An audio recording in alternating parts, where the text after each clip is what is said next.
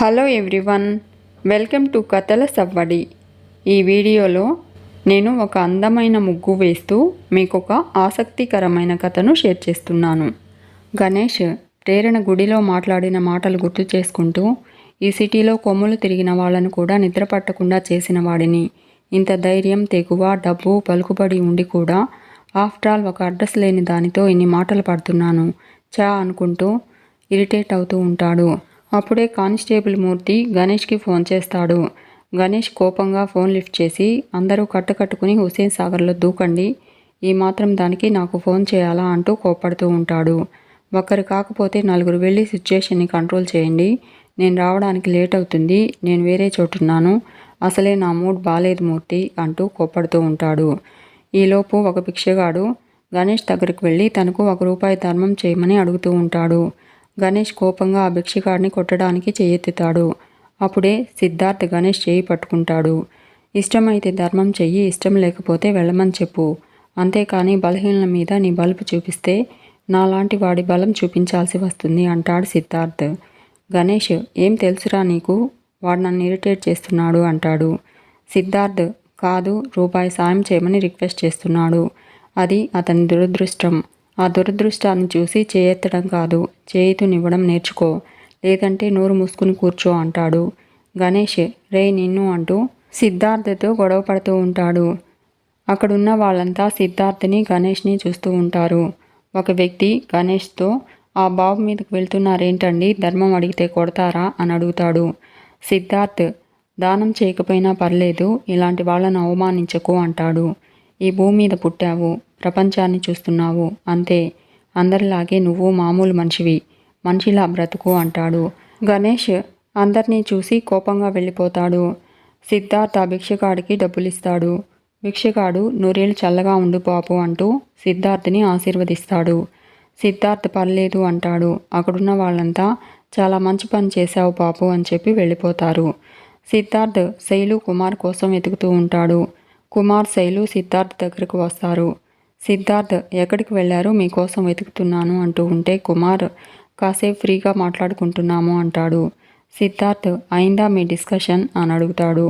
Shailu, discussion అయింది అన్నయ్య, కానీ మీరు ఒక డెసిషన్కి వచ్చి మా ఇద్దరిని ఒకటి చేస్తానని మాటిస్తే ఇంకా హ్యాపీగా ఫీల్ అవుతాము అంటుంది. సిద్ధార్థ్, ఇందాకే చెప్పాను కదమ్మా, మీ పెళ్ళి నేను చేస్తాను అంటాడు.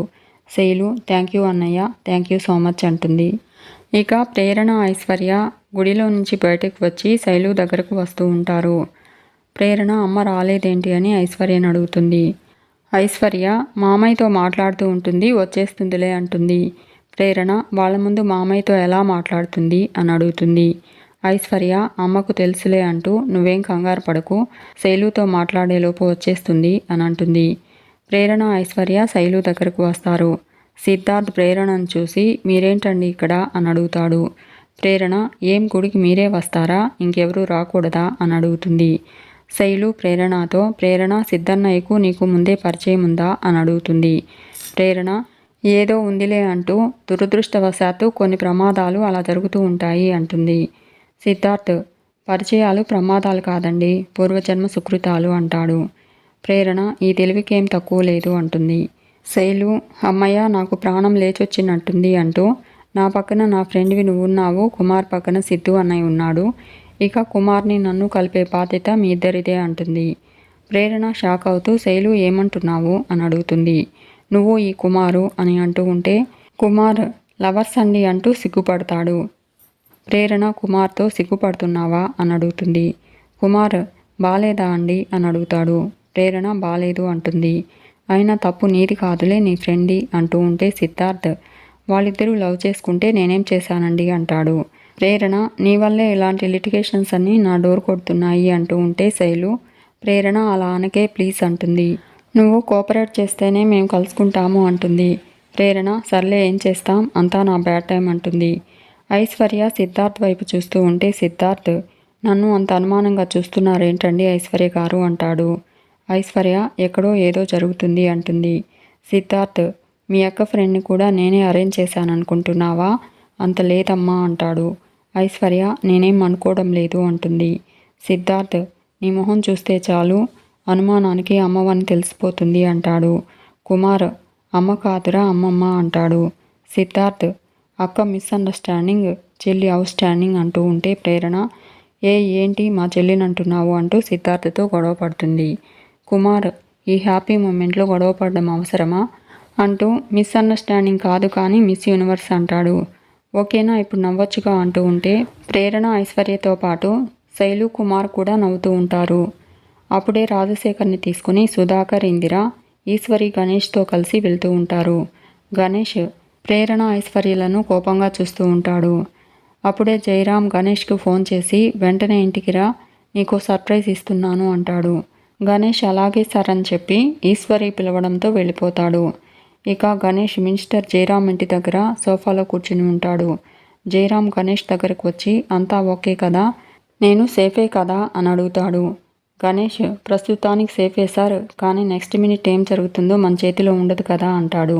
జయరాం ఏమీ జరగకూడదు, అంతా నీ చేతుల్లోనే ఉండాలి అంటూ ఉంటే గణేష్ అదెలా సార్, బయట ఇంకా ఎన్ని కాపీలు చక్కెర్లు కొడుతున్నాయో అంటాడు. జయరాం అలా అనకయ్యా, గుండె ఆగిపోయేలా ఉంది అంటాడు. గణేష్ నన్నెందుకు పిలిచారో చెప్పండి అంటాడు.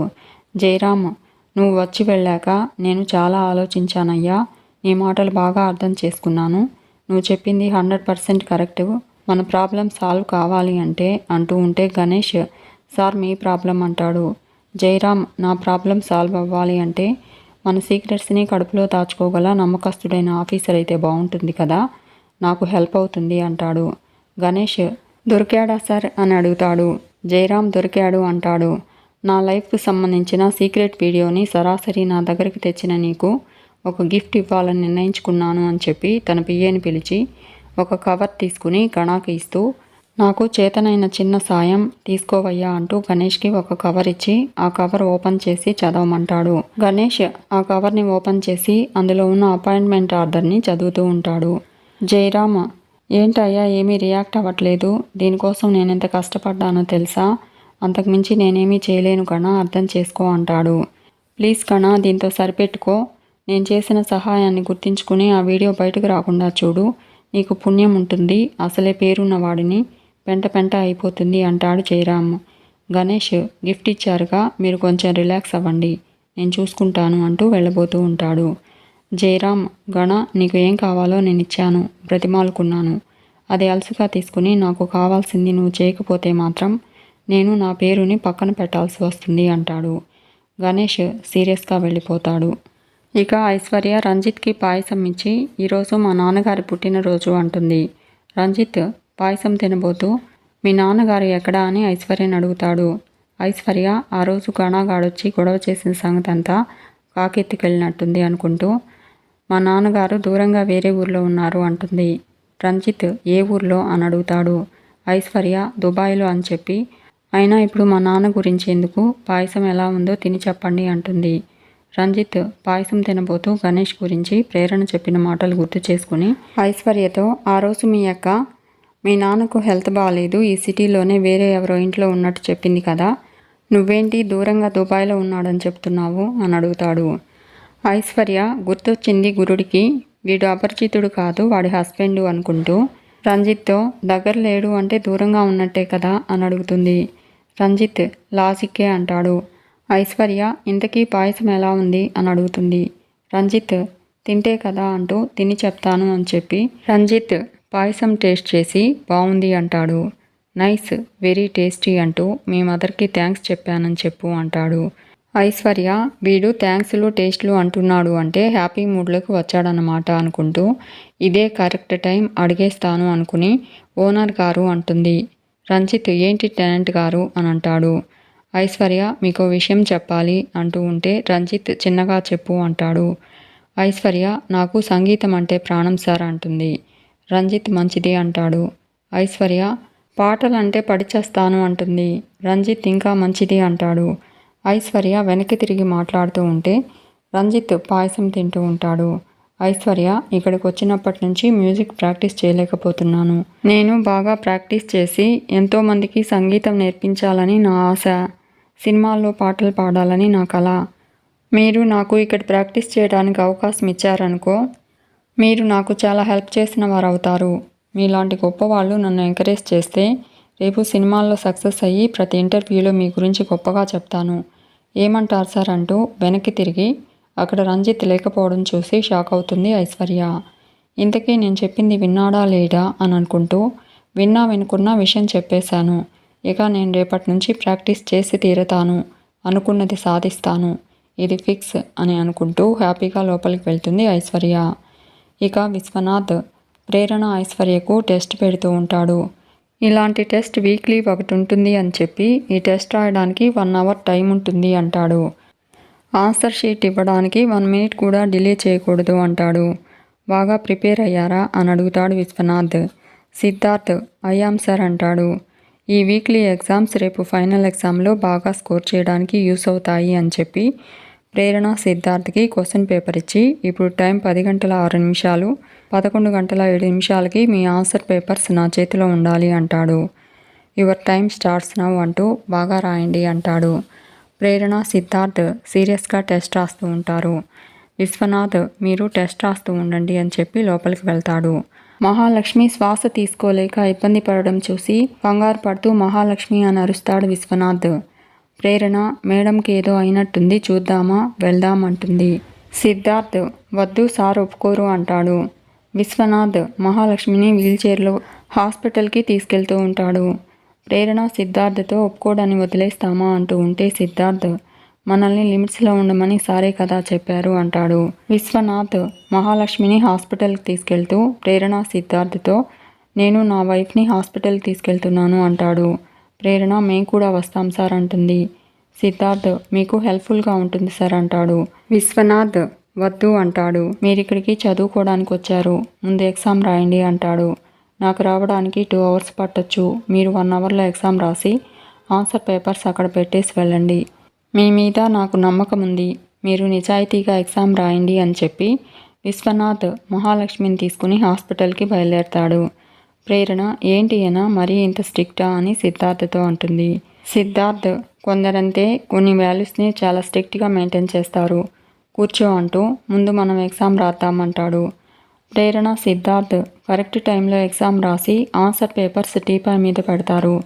ప్రేరణ ఎగ్జామ్ ఫినిష్ అయింది కదా, సార్కి ఫోన్ చేద్దామా అని సిద్ధార్థ్ని అడుగుతుంది. సిద్ధార్థ్ పేపర్స్ అక్కడ పెట్టి వెళ్ళమన్నారు కదా అంటాడు. ప్రేరణ మేడంకి ఎలా ఉందో ఏంటో హాస్పిటల్కి వెళ్దామా అని అడుగుతుంది.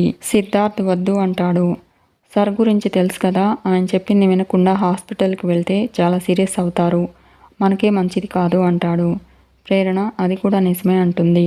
సిద్ధార్థ్ ఆయన రూల్స్కి విరుద్ధంగా ఏదీ చేయకూడదు అంటూ పదా వెళ్దామంటాడు. ఇక రంజిత్ యోగా చేస్తూ ఉంటే ఐశ్వర్య గిటార్ రెడీ చేసుకుంటుంది. ఐషు ఇన్నాళ్లకు నీకు స్వాతంత్రం వచ్చింది, ఇప్పటిదాకా ఓనర్లకు అపరిచితులకు భయపడి నీ సంగీత జ్ఞానాన్ని వృధా చేసుకున్నావు. పాటల పల్లకీలో ఊరేగాల్సిన నువ్వు ఊపిరి సలపని కండిషన్లకు కట్టుబడి ఉన్నావు. ఇక ఆ రోజులు పోయాయి. పాటొస్తే ఓనర్ గురించి, సంగీతం తన్నుకొస్తే సౌండ్ గురించి ఆలోచించే ఐశ్వర్య ఇక చచ్చిపోయింది. ఇప్పుడు కొత్త ఐశ్వర్య, రేపు ఫేమస్ సింగర్ ఐశ్వర్య పుట్టుకొచ్చింది. ఇక నన్నెవరూ ఆపలేరు అని అనుకుంటూ ఉంటుంది ఐశ్వర్య. రంజిత్ యోగా చేస్తూ ఉంటాడు.